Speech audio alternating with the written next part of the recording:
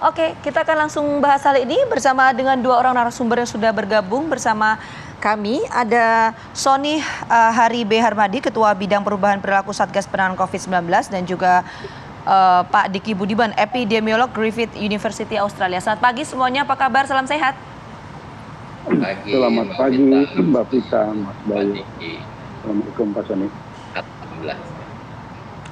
Oke, saya mau ke Pak Sony dulu deh sebelum saya mau ke Pak Diki. Pak Sony, banyak pertanyaan publik Pak, nanti Anda bisa jawab. Apa sih yang menjadi landasan atau alasan pemerintah ya kemudian ini membuka kembali pintu kedatangan bagi warga negara asing dari 14 negara ya, di tengah lonjakan kasus Omikron dan juga di tengah kita saat ini sedang melakukan booster vaksinasi COVID-19. Apa jawaban Pak Sony?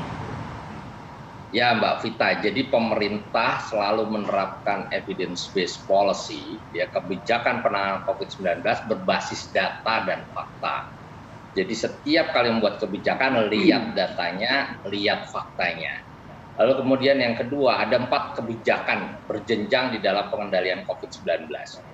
Yang pertama adalah pencegahan penularan antar negara melalui aturan kebijakan bagi pelaku perjalanan internasional.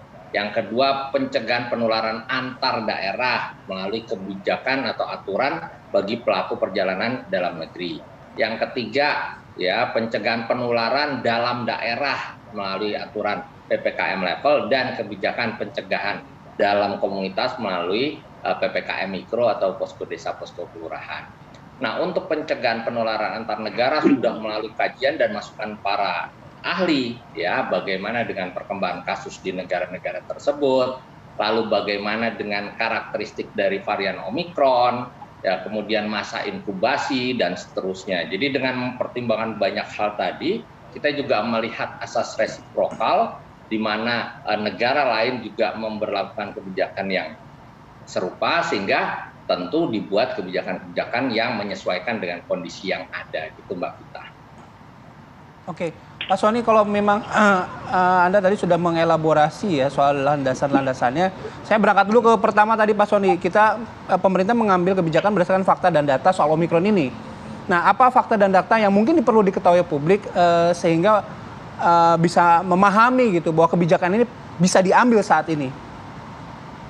Yang pertama kan kita melihat bagaimana dengan karakteristik dari varian Omikron. Nanti Dokter Diki bisa menjelaskan lebih lanjut. Biasanya masa inkubasi atau mereka yang terkena varian Omikron dalam 3-5 hari bisa sembuh.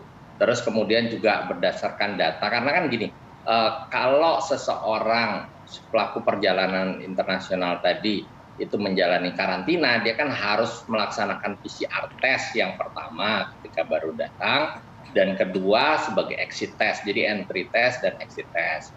Itu kelihatan sekali bahwa data di exit testnya cenderung jauh lebih banyak yang negatif. Nah, kemudian juga kita melihat bagaimana lonjakan kasus di negara lain, apakah sudah bisa dikendalikan atau tidak. Jadi memang kelihatan, misalkan gini, kita memperoleh informasi dari data yang ada bahwa setelah lonjakan kasus di awal atau mulai terjadi kenaikan kasus, negara itu mengalami lonjakan kasus Omikron dalam 35-40 hari gitu. Jadi kelihatan. Nah, sekarang kita lihat lagi bagaimana data di 14 negara dan seterusnya. Jadi detailnya memang sudah dibaca para ahli dan menjadi masukan bagi para pengambil kebijakan gitu Mas Bayu.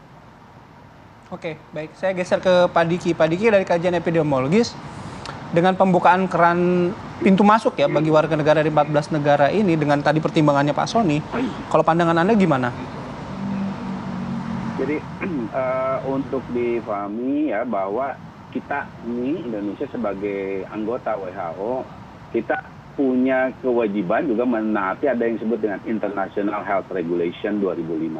Ini adalah konvensi global yang mengatur dalam situasi wabah seperti saat ini. Salah satunya adalah masalah bagaimana mengatur penerbangan internasional. Nah, salah satu yang menjadi rujukan bahwa sebetulnya larangan penerbangan ini tidak direkomendasikan, ya.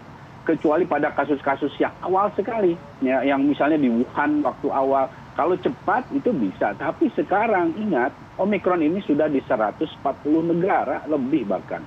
Masa kita mau melarang 140 negara? Jadi basic science-nya memang tidak ada, satu itu.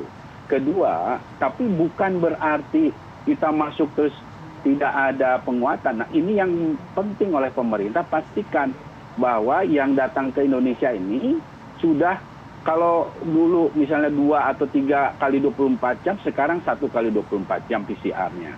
Kemudian ketika kedatangan, ya juga tadi yang disebut dengan exit misalnya. Dan masa karantina ini yang harus ketat. Dan kalau melihat Omikron, saya melihat ya sebetulnya 7 hari itu udah paling bawah sekali. Bahkan data terakhir menunjukkan 10 hari pun menjadi satu pilihan yang lebih ideal saat ini. Karena masih ada yang bahkan di atas 10 hari terdeteksi. Nah, ini menjadi hal yang harus dilakukan. Karena sekali lagi, ini bahkan bukan hanya di 140 negara itu yang nggak mungkin kita larang semuanya, karena ini dampaknya juga bukan dampak masalah kesehatan. Saat ini kita kan sudah melihat dampak di luar sektor kesehatan. Nah, itulah kenapa ya kebetulan saya terlibat juga di revisi ini ya, International Health Regulation 15 tahun lalu.